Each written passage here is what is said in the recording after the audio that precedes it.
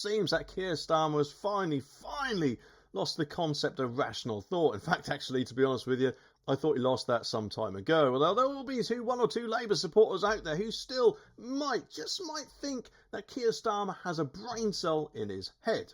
But I'm sorry, to those people, after you hear this, you might have a change of heart. And that is because that he's accused Nigel Farage of doing something, or sorry, will be doing something, which he's kind of done already. But just what am I going on about? Well, according to this article, it says that Nigel Farage's fantasy promises will trigger a Truss-style meltdown Keir Starmer slams. But that's not it. He hasn't finished there. He's also said that reform would make families worse off. I mean, is he absolutely taking the pee or something? And I don't know about you, but I'm pretty sure that after the things that Labour have announced since they've been in power, the cuts to the winter fuel allowance, the raising of employers' national insurance, £11 billion odd of Ed Miliband's overseas climate emergencies, which has got sweet FA to do with us, and of course entering the EU via the back door, well, it seems anyway. I'm pretty sure that the only people that would actually consider themselves better off after all that is, I don't know, if you're probably an illegal immigrant. Because, of course, we've had one thing after another, and who knows what is going to be next with Labour.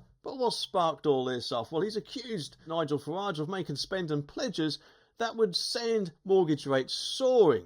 He will also claim Reform's promise of sweeping tax cuts and welfare pledges was punch an £80 billion black hole in the public purse. And admittedly, I could be wrong, but I'm pretty sure that the main thing he's on about here is the raising of the tax threshold from £12,570 to £20,000. But just think here, before a few years ago, that rate went up with each and every tax year, didn't it? And surely with the amount of people that have been dragged in to paying tax that they wouldn't have otherwise needed to, or into a higher tax band, since that has come in, that's surely gathered mountains of cash which the government wouldn't have otherwise had if the levels kept rising. But not only that, remember, Nigel said that he's going to scrap net zero, which is going to save billions and billions of pounds, which of course the Labour would splurge needlessly. So that's where he's going to make his savings from, something which Labour, more than likely in my opinion, won't ever do. I reckon they just love to keep that threshold frozen. And correct me if I'm wrong,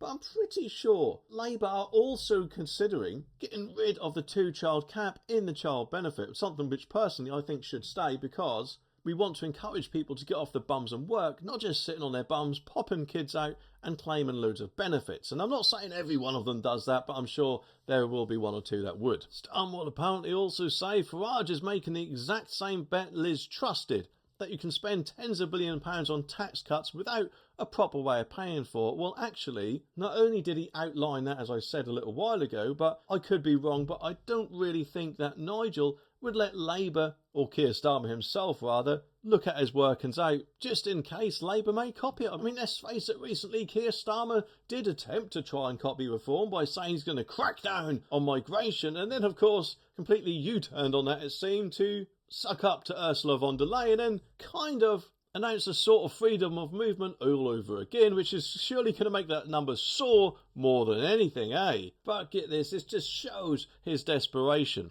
He says, and just like Liz Truss, he is using your family finances, your mortgage, your bills as a gambling chip on his mad experiment.